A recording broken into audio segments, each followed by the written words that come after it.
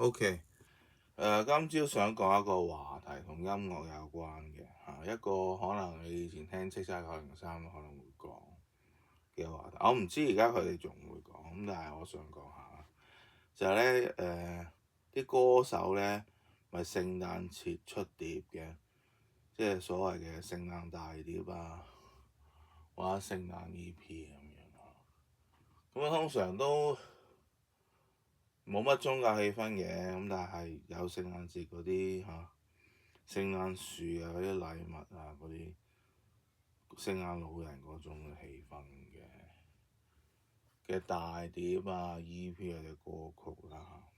咁姜濤啱出咗碟出咗隻 EP， 佢好似都係第一次出 EP 咁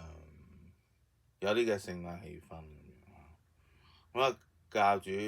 Anson Lo 咧就好似早2個禮拜出咗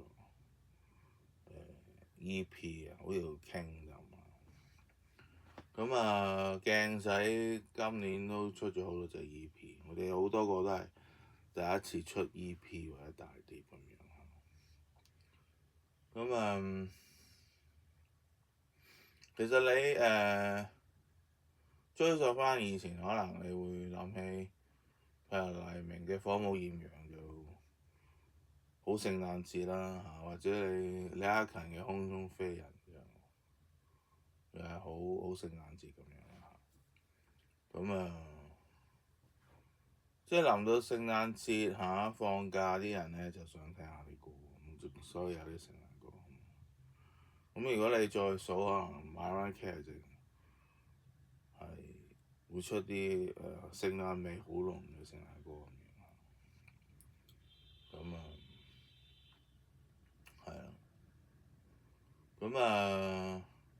即係姜濤呢隻啲 composition 可能咧就吸引到咧新一批嘅歌迷、小朋友歌迷我譬如諗起我好細個開始大概可能10歲就聽譚詠麟嘅《愛情陷阱》啦可能而家10歲嘅小朋友咧就聽姜濤呢隻 EP 係咯，需要嗰種聖誕氣氛去度過呢個節日嘅，始終可能全世界可能有幾千萬人識講廣東話嘅，廣東話咧仍然有一定嘅市場嘅，即係講緊歌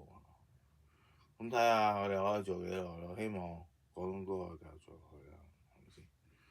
？OK。